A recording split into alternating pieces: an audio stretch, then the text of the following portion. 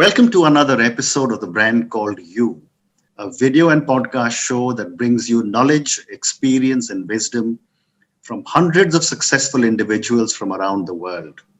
Today, it is my privilege to have a very experienced advertising veteran, Prabhakar Mundkur, with me. Prabhakar, welcome to the show. Thank you so much, Ashutosh. Prabhakar has led and worked in virtually every major advertising company. To name a few, JWT, Havas, YNR, and Hakuhodo. He is an author. He's a blogger. In 2016, he was the top voice on LinkedIn. And interestingly, he enjoys music programming, jamming, and film editing. Prabhakar, what would you say are three key milestones in your life or career? So obviously, the first milestone for me, unlike you, I'm not an MBA. I did my MA in econometrics. Okay. And I was living off the rupees 120 pocket money, which my dad, who was a poor naval officer, gave me. Okay. And my first desire was to liberate myself from the 120 rupees. Okay. And jobs weren't easy for non-MBAs those days. I don't know how it is today. And largely we looked for jobs on the Times of India appointment columns. It used to run into a few pages in the late 70s when I started working. So my, I think, major milestone was just getting a job, first of all, because that liberated me in many ways from the bondage of being, Correct. a student or an ex-student still living off his father. Yeah. I was very anxious to get away from that, cage. So that was the first milestone, I think. The second milestone really was that I joined advertising. I joined in account management or client service, as they call it, which is meeting clients and so on. But I always had a keenness for strategy. Right. And I think my CEO at that time, Mike Khanna, recognized it. And we had successively failed in introducing strategic planning in the organization, largely because we used to take in a lot of MBAs. And people who came in as planners were seen as enemies. Right. But I said, listen, we can think, we did our MBA. Yes. Are you going to teach us strategy? I mean, we already know it. So as a result, I think a lot of MBAs came with a chip on the shoulder. With a chip on their shoulder, say, you can't teach me, to think, I know what you mean. So I was popular. I was, accepted by everybody in the organization. And I, frankly, didn't have a chip on my shoulder, I think. So my CEO said, if you had strategy planning and you're good with strategy, maybe this department will take off. Okay. And please feel free to recruit whoever you want and start it off. And I did. And I think if I look at, therefore, the first 12 years, that was my first break, so to speak, of starting something new within a company and making it successful. Right. The third was really, I went to work overseas. Okay. And like you said, you worked in Singapore. I think working outside India does give you a different kind of a perspective on what is happening, because, you interact with people all over the world, different races, different countries. And somehow I felt that it broadened my perspective of the world. Because whatever it is, I mean, I do respect Indian managers and what we're doing in India. But sometimes what is missing is your understanding of how the rest of the world works. Absolutely. And I've often said, that no matter how big a market India is, yes, a stint overseas suddenly makes you realize that the world is much bigger than the Indian market. Absolutely.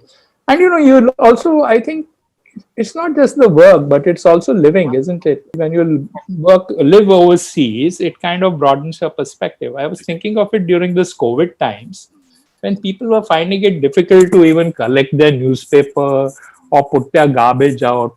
After all, this is daily living in Europe. Nobody is going to go and, I can't do without my maid, and society is fighting about it.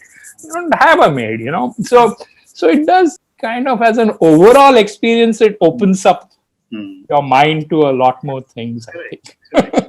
So, Prabhakar, let's talk Yes. advertising, a world that Yes. you have spent such a long time in. Yes, yes, yes. And how, in your opinion, has advertising changed Yeah.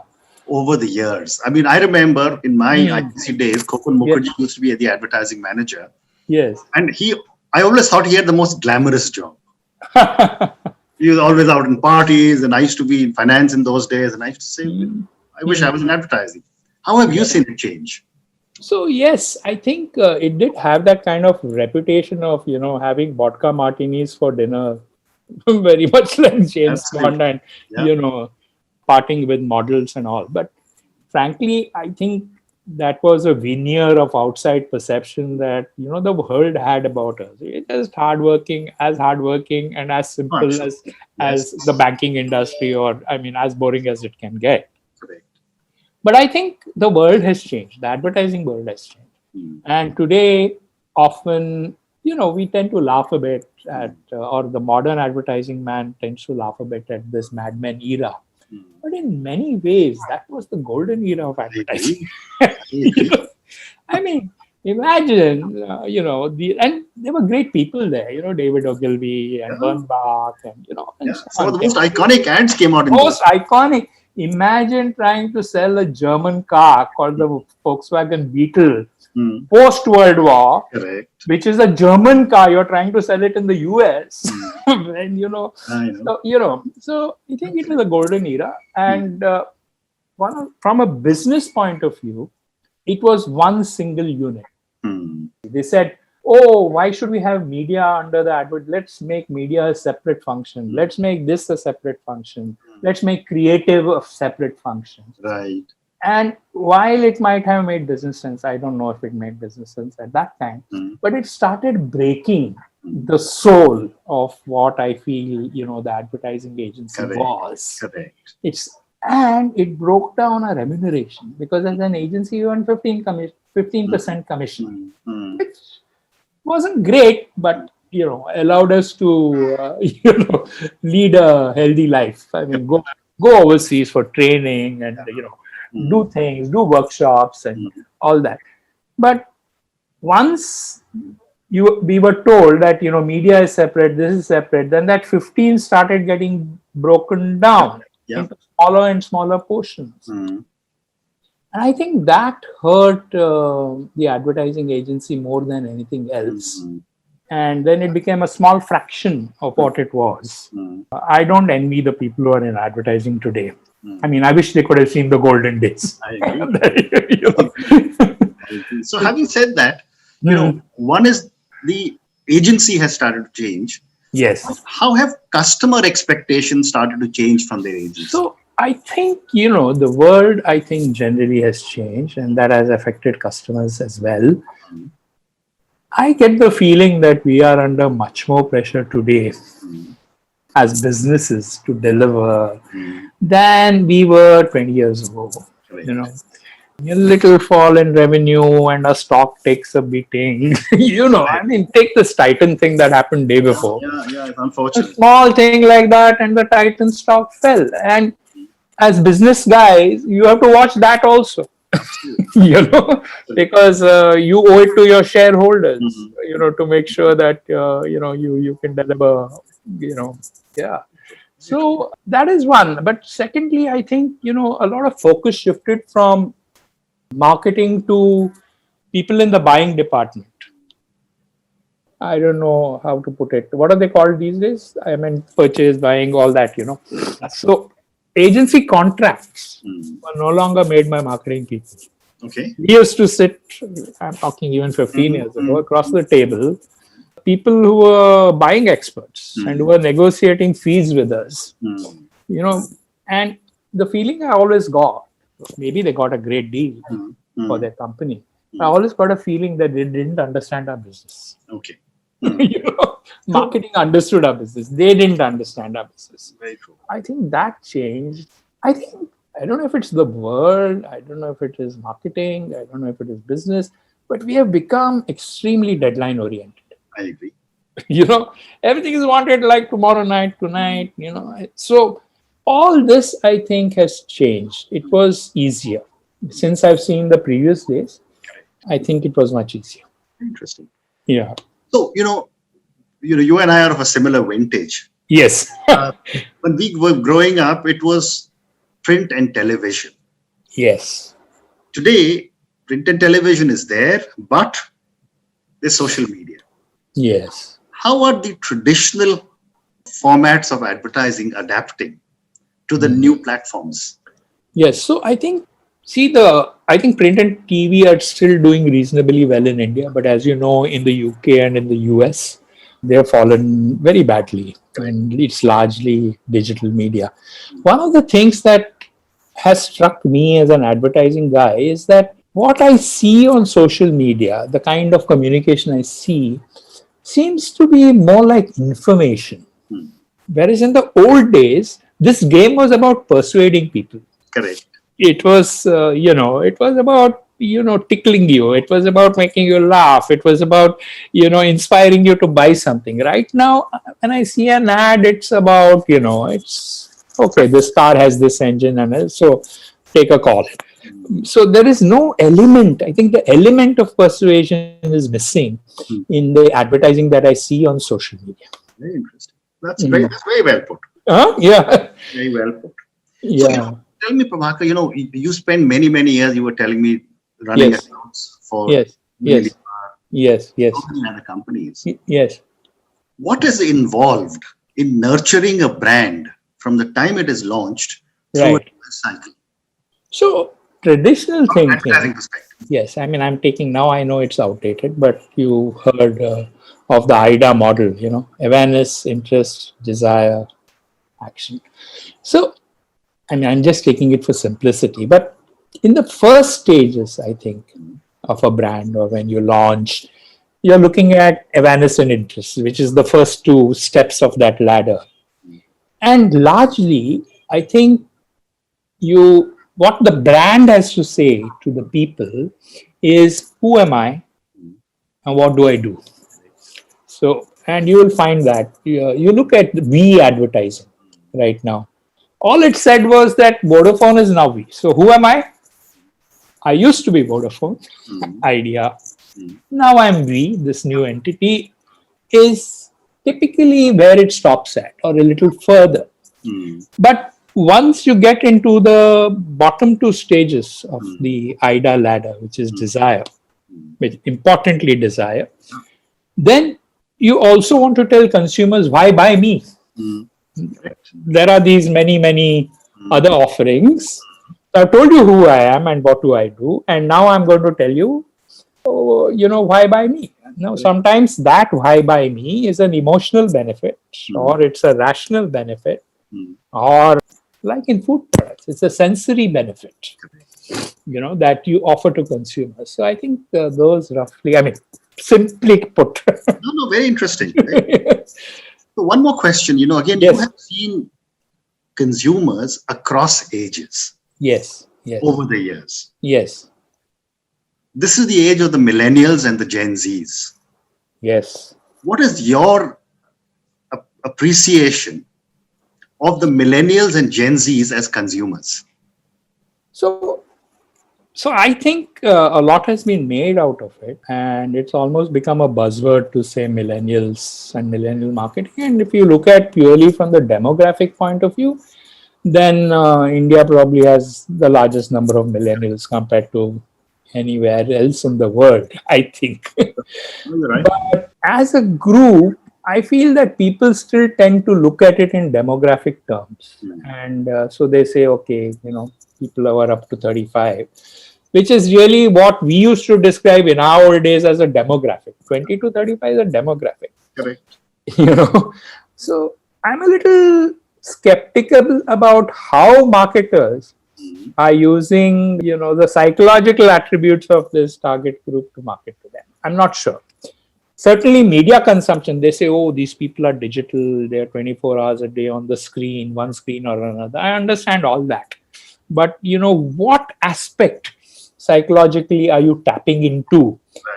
I find that a little questionable always when I see stuff. But talking about it, yes, everybody's talking about it. Very interesting. So let's move to another part of our conversation. Yes, sure. let's talk about your passions, Hmm. music, your books, and your blog. Yes. Sure. So let's start with your blog. Tell me about. So, my mother used to tell me that I would make a good writer Mhm. at some point of time. I don't know why she said that, and so did my wife. But I never took it seriously, and I was too busy, frankly, to think about writing. You know how it is when you know it. You hardly have any time for anything, Absolutely. and definitely no time for things like writing. Mhm.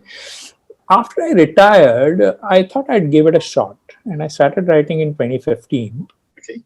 And once I started writing, something happened within me, as if a switch has been put on. I felt like writing every week. I started writing 2 times a week. I started writing 3 times a week. It became a high, like a drug. Mhm. And then before I knew it, in a year's time, I'd, done 100 articles or something on LinkedIn. And I was attracting huge crowds, 4,000 likes, Mhm. 50,000 views, Mhm. that kind of stuff. So it really got me going. I realize I'm some kind of a writer. Mhm. Well done. Absolutely. And of course, LinkedIn doesn't like articles anymore. So I don't write there, but I do write for trade publications or a business world or, an advertising publication and so on. And I don't write as often now Okay. as I did. But sometimes something flares up, like the Tanishq issue, and a journalist calls me and says, "Do you want to write about it?" I say, "Yes." And I then roll out an article in 2 hours. Wonderful. Wonderful. So then you also, started a new show called Turning Point. Yes. So Turning Point was an inspiration. What I noticed it, and some of my best friends, Hmm. maybe, and now I notice from what you told me about yourself, even you, made a career shift somewhere halfway through. I mean, if you went from ITC to planes, that's not easy, or engines. Hmm. That's a huge shift. Hmm. So I found that a lot of people had made that shift. I myself never made that shift. I think I didn't have the courage, frankly. I think I was too comfortable in advertising to want to give anything else a shot. Yeah. So I always admired people who did. I always admired people who, one of my friends moved from advertising and became an investment banker. Hmm. And another one did something dramatically different. Hmm. So, Turning Point is a show about people who changed their careers somewhere midlife and made a great success. Fantastic. Fantastic. And I'm on my third episode, which will be Wonderful. releasing this week. Wonderful. Wonderful. And you write, you're also writing music, you're jamming, talking Yes. about So your music. that part, Ashutosh, I used to be a teenage musician and I was a HMV and Pollard recording artist in the late 60s and early 70s. I cut a few EPs and EPs and singles and so on. And then came, studies and steady job, Hmm. no time at all. Yeah. But suddenly, and especially during the pandemic, Hmm. I found the time and the inspiration to go back to something I used to love. Wonderful. And so I made a fair amount of music videos in these last 6 months, Are since you playing March. again or are you playing an instrument? I play the guitar. Guitar. Okay. I used to play piano. I'm a qualified pianist. I did my grade 8 from the Royal Schools of Music, London. And where can people see all this music? Music? Right now, it is hiding on my YouTube channel. Okay. Okay. Yeah, I'm sure my channel isn't as popular as yours, but it's early days. So I'm hoping that, it'll get better. I'm sure it will grow. So let me move to the last segment, which is some questions for you personally. Yes, sure. Prabhakar, you've had such incredible success. Yes. Where did you draw your inspiration from? I actually am interested in a lot of subjects, from philosophy to science, Hmm. and I read, or at least I read voraciously, and I found that a lot of my inspiration came from fields other than mine. Mhm. And I was always stumped when a young trainee asked me which books to read on advertising. Hmm. And I would say, instead of advertising, do you want to, read a little bit about physics and science or philosophy or something? Because I felt that, there's a lot of cross learning that happens between disciplines. So the more disciplines you're familiar with, You take inputs from that. Very true. Yeah. Very true. Very interesting. My next question is that what does success mean to Prabhakar? So to me, success means being the best at what I'm doing. I've never measured success in terms of fame or money. Okay. As a result, I think I'm neither famous nor rich. Mhm. But when my head touches the pillow, I go to sleep. I'm a happy man. Wonderful. I just like to do the best I can. That's been my definition of success. Fantastic. So I have time for two more questions for you. Yes, please. If you were a role model to millions of children who closely followed your life choices, what is the one thing you would change in yourself? So I am a little concerned about where the world is going and where the earth is going. So I am concerned about the way we will leave this earth for future generations. I'm worried about the pollution in Delhi. I'm worried about pollution in other places. And so I have become a little more conscious than I was. Of course, thanks to also the younger people, including my daughter, who tells me not to leave the tap on when I'm shaving. She said, "Daddy, don't waste water." But we've grown up with the water running and, the brush and the razor easily under it. So I am worried about things like climate now. I'm worried about air. I'm worried about pollution. I'm worried about water and what happened to Hyderabad day before yesterday. And these were things that I wasn't aware about and I didn't care about till 10 years ago. So if I were to relive my life, I would have been more particular about these things. Wonderful. And my last question to you, Yes. back to the pandemic. Yes. How are you rethinking your life in the new world order? So one of the things I did was I'm actually very well read on the pandemic, right from the time it started. In fact, my wife calls me a local Dr. Fauci Okay. because of my knowledge of it. Wonderful. But so it started with fear, like I guess everybody did. But without looking at it from a medical point of view, and in our book, if you ever care to read it, I felt that this was going to be a long drawn out thing. People are saying, how long will it take even India to vaccinate 140 crore people? So now in the last 2 or 3 months, I've come to the conclusion that we must get back to a little bit of normalcy, yes, with caution, with abundant caution. That is the way I think is the way forward for me, at least. Well, Prabhakar, thank you so much. It's been Thank you so much, Ashutosh. It's a real privilege to be on your show. I never thought of myself as a brand. I like the name of your program. Okay. Thank you. Thank you.